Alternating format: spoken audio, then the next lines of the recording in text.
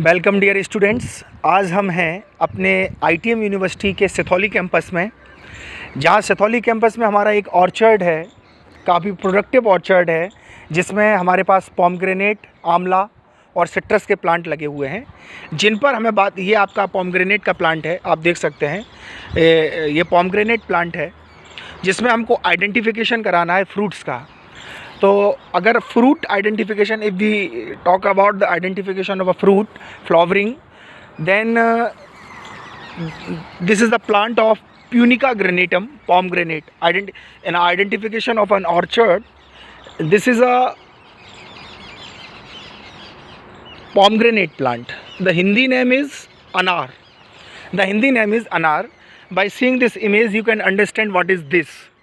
You can see this is an immature part, immature portion of a fruit of pomegranate, Punica granatum. ठीक है।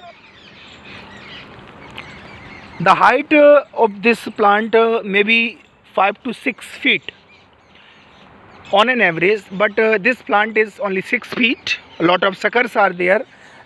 This plant needs some training and pruning, है ना। You can see this branch is climbing on this branch is intermingling with this branch. So this type of plant need better training and pruning. And आप देख सकते हो इसमें interculture operations की भी need है, क्योंकि जब आप इसका पिट देख रहे हो, इसका पिट अगर आप देखोगे तो 1 मीटर का पिट है। इसके साथ साथ बहुत सी ग्रासेस इसमें खड़ी हुई हैं, जैसे आपकी दूब ग्रास भी है, साइप्रस रोटंडस मोथा भी है। तो ये जब चीज़ें होती हैं तो ये प्लांट के साथ में कंपीट करती हैं, न्यूट्रिएंट्स को लेकर प्लांट के साथ में कंपीट करती हैं। अब अगर आप देख रहे हो, ये हमारा अनार का पौधा है, ये भी हमारा अनार का प्लांट है, पोमग्रेनेट का plant. As compare to this plant, अगर हम दिस प्लांट की बात करें तो इसमें बेटर फ्लावरिंग भी है, कुछ फ्लावरिंग तो है एज़ कम्पेयर टू दिस। इसमें कुछ फ्लावरिंग है, जैसे इसमें 1, 2, 3 फ्रूट लगे हुए हैं, भले ही वो इमेच्योर है, लेकिन इसमें फ्लावरिंग हुई है, इसमें फ्रूटिंग हुई है। पर आप अगर देखें इस प्लांट के इसमें ना ही कोई फ्लावरिंग है, ना ही कोई फ्रूटिंग है, और as compare to the previous plant, the heart of this plant is salt, so salt, है ना।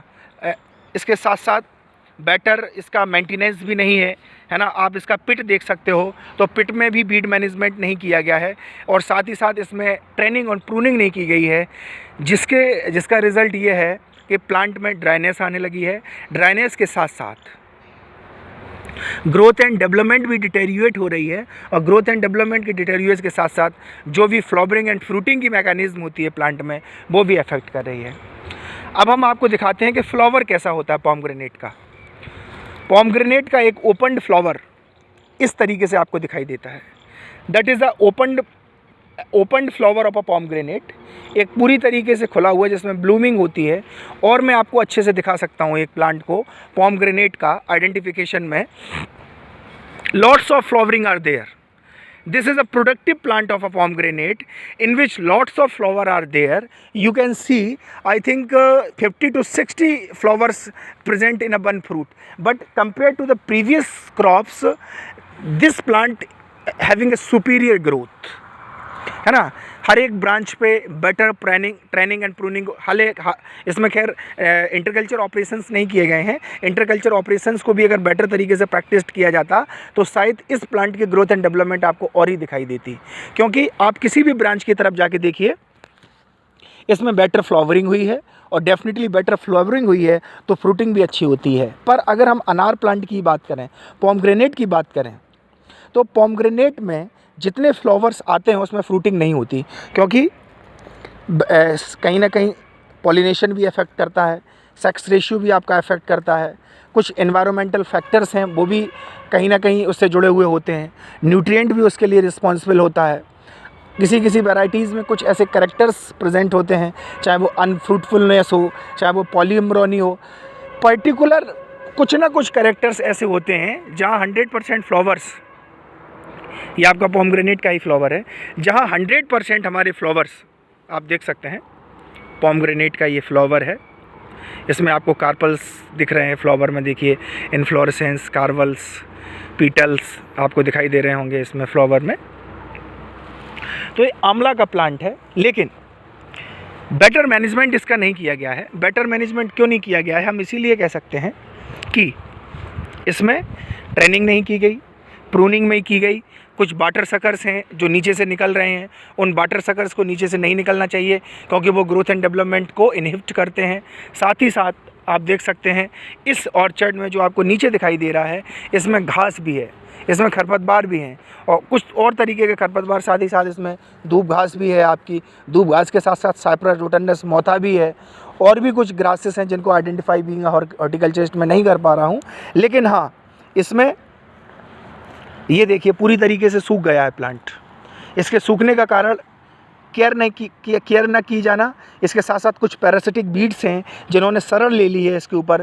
पैरासिटिक बीड्स का मतलब होता है कि वो बीड्स जो होस्ट प्लांट पे अपनी लाइफ साइकिल को कंप्लीट करते हैं और लाइफ साइकिल को कंप्लीट करने के साथ साथ उस होस्ट प्लांट को पूरा डैमेज कर देते हैं।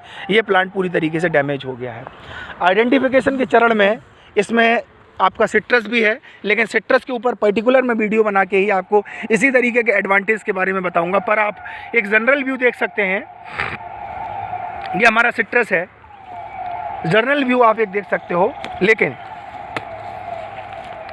आपको पर्टिकुलर मैं वीडियो दूंगा एक सिट्रस के ऊपर, एक वीडियो मैं आपको पूरा आंवला के ऊपर भी दूंगा।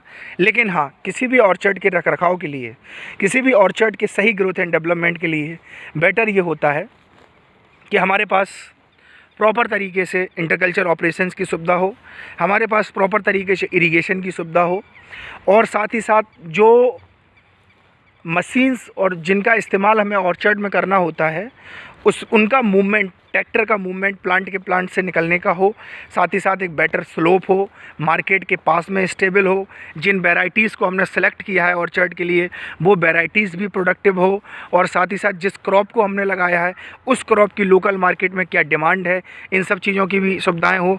अब मैं इस समय आंवला ऑर्चर्ड में चल रहा हूँ, जहाँ आप आंवला देख सकते हो। इससे पहले मैंने आपको सिट्रस दिखाया था, इससे पहले मैंने आपको पोमग्रेनेट दिखाया था। तो ये एक व्यू है ऑर्चर्ड का, पर ये पूरी तरीके से एक सिस्टमेटिक ऑर्चर्ड नहीं है जिसमें आप देख रहे हैं lots of grasses are there, lot of weeds are there. So that type of weeds directly indirectly affect the growth and development of a fruit and growth and development of a crop. तो इस तरीके से इसका maintenance वगैरह भी proper नहीं किया गया है। पर हाँ, आइडेंटिफिकेशन में इतना ही होता है कि क्लोरोडेंड्रम इनर्मी ये आपकी हैज़ लगी हुई है। जैसे मैं आपको बताता हूँ कि सेल्टरवेट्स और बिंडब्रेक्स जो होते हैं वो इसी ऑर्चर्ड के आसपास ऐसे लगा दिए जाते हैं। वो बड़े बड़े प्लांट्स होते हैं, एक तरीके से बड़े बड़े प्लांट्स होते हैं जो कि एंट्री को इनहिबिट करते हैं किसी भी वाइल्ड एनिमल की, या गर्म हवाएं जो चलती हैं वो मेन ऑर्चर्ड में आने से इनहिबिट करती हैं। तो मेरी समझ से इस ओवरव्यू से आप समझ गए होंगे कि ये हमारा ऑर्चर्ड है। इसमें 3 तरीके की फ्रूट स्पीसीज़ लगी हुई हैं, एक आपकी सिट्रस है, एक आपका पोमग्रेनेट है, एक आपका आंवला है। चलिए, अब इस ऑर्चर्ड से मैं मेन रोड पे पहुंच रहा हूं। स्कूल ऑफ एग्रीकल्चर के कैंपस में ही ये ऑर्चर्ड है हमारा। इसमें जो डिस्प्ले चार्ट लगा हुआ है, इस डिस्प्ले चार्ट को एक बार दिखाने के बाद इस वीडियो को ख़त्म करूँगा मैं। ये डिस्प्ले चार्ट है, आप इसको देख सकते हैं। प्लांट नेम आंवला इम्बिलिका ऑप्शिनेल्स, सेकेंड है पोमग्रेनेट प्यूनिका ग्रेनेटम, फिर है हमारा लेमन सिट्रस स्पीशीज। वैरायटी जो आंवला में है वो NA7 है, NA4 है, पोमग्रेनेट में भगवा है एंड लेमन में कागजी है। ये बाहर से ओवरव्यू इसका हो गया। चलिए हम इस वीडियो को ख़त्म करते हैं। नमस्कार।